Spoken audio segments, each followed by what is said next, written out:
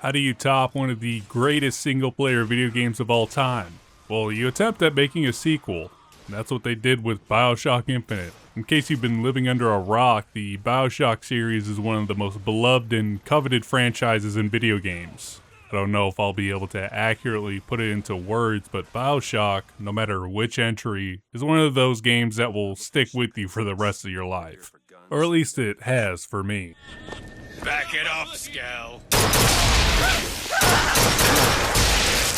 Released in 2013 for the consoles of the time, this is the Xbox 360 version. Even though it is playable on PC and other consoles nowadays, I think BioShock Infinite is the swan song for the 360 and PS3 generation.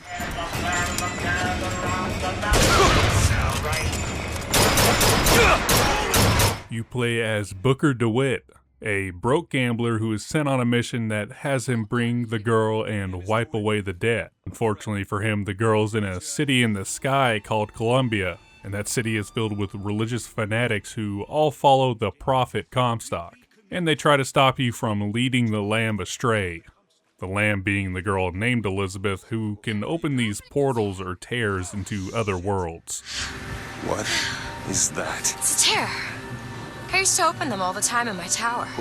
What is a tear? It's like a window. I won't go too far with the story in this review to avoid major spoilers for those that somehow still haven't played this game yet, as the plot and how it plays out is a huge reason on why I love BioShock Infinite. In fact, every time I tell my friends I'm playing this game, a massive debate on the ending and its meaning happens. So that's how you know a story is damn good even after all these years, if people are still willing to talk about it. Here. Certainly, sir. Sorry about the wait! Ah! What are you doing? Get the girl! Get off of me!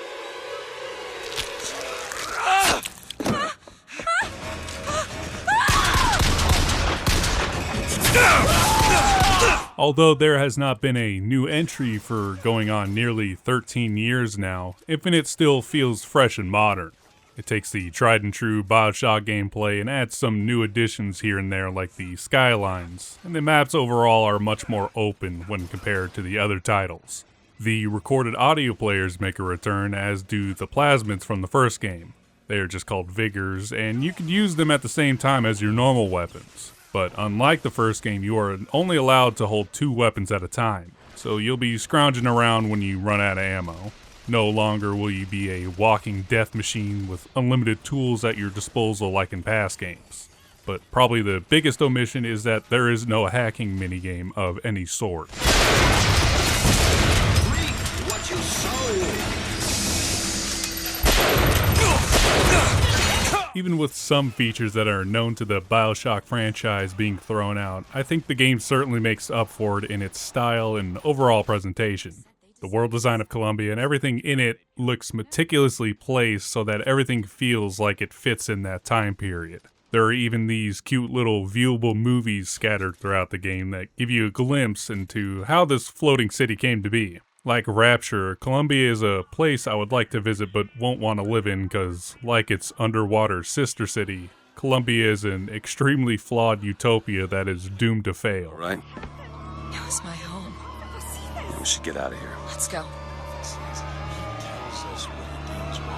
The guns, the setting, atmosphere are pretty much the polar opposite of Rapture. Whereas Rapture was a dark and dreary Art Deco city at the bottom of the ocean, Colombia is a bright, comforting, and heavenly turn-of-the-20th century nation-state in the sky, which no doubt adds to the story of the religious fanaticism in the game. Hallelujah.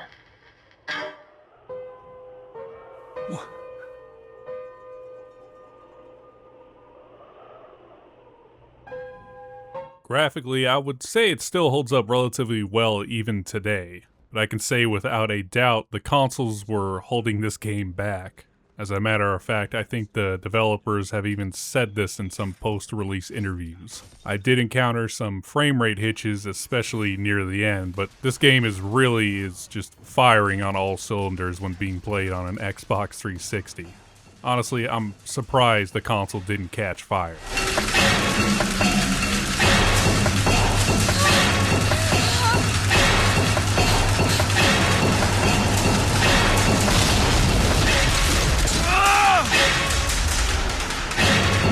The soundscape overall is fantastic.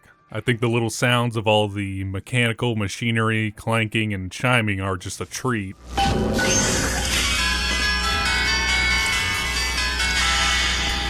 I also especially like how they gave modern real-world songs an old-timey style, and even explained how that is possible in the story. Some real neat stuff for the sound. Run away, I got to get away.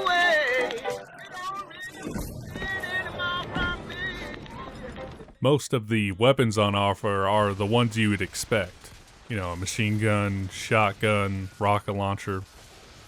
But there are some weapons that are a little different compared to the normal ones, like the volley gun that lobs a projectile at enemies.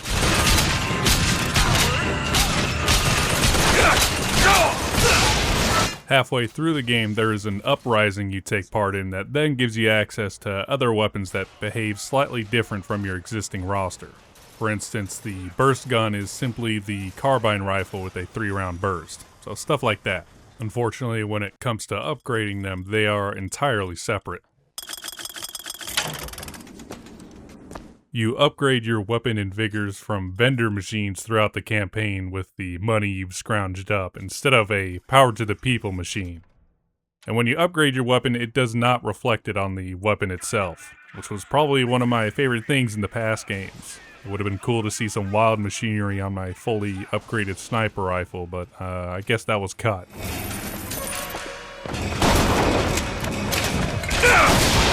There are also just passive upgrades that you will find and can equip to fit your playstyle. As you can imagine, some are just better than others depending on the situation at hand. For instance, one of the harder enemies in the game, the Handyman, there's a gear slot that allows you to do 50% more damage to him, and you can equip different items even in mid-battle. So whenever he popped up, I just switched over to that gear item and made the fight 10 times easier. A simple trick if you're playing on harder difficulties.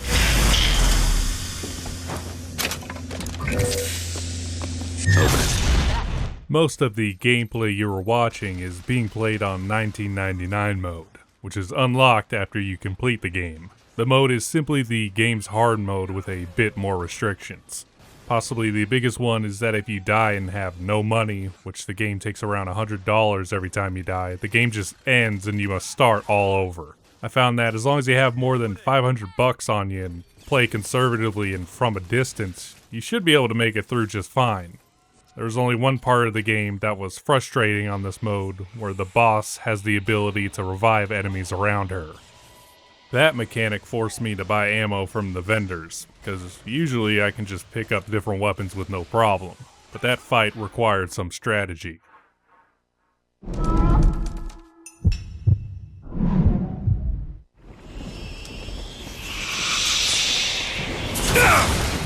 If you do find yourself playing on 1999 mode, be prepared to look into every nook and cranny for health, ammo, and upgrades to your shield and vigor mana. You can even find some fresh hot dogs on people's decaying bodies and scattered throughout the world.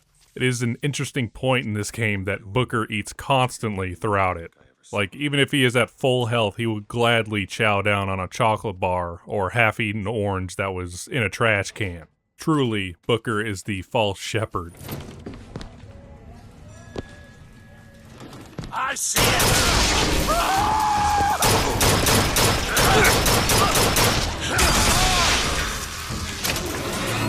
If you do happen to run out of ammo or just need some extra cash, that is where Elizabeth, the girl you're trying to save or take from Colombia, will give you whatever you need at that opportune moment.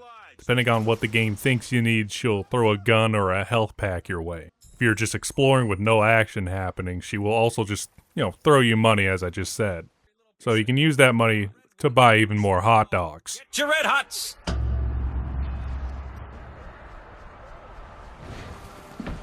Frankfurter money aside, Elizabeth plays a prime role in the story and is right alongside you the entire time you are in Colombia. The way she interacts with the player reminds me a lot of how you would interact with Alex Vance in the Half-Life 2 games. In fact, I would say they are practically the same in that regard. Only that Elizabeth can obviously open tears for the player when the need arises. Tears come in handy when you need a distraction or some ammo.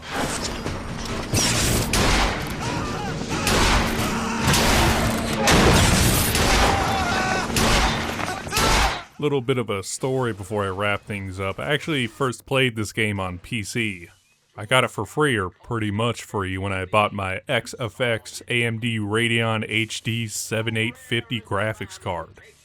At the time, AMD was having a promotion. If you bought that series of graphics cards, you could get BioShock Infinite, Tomb Raider, or Far Cry 3 for free. I don't remember if I got all three of those games, but I definitely got Infinite that way. And from what I remember, it ran perfectly too. Was able to crank all the graphical settings up. You know, good luck getting that kind of deal with graphics cards today. Good God, man, we did not know how good we had it.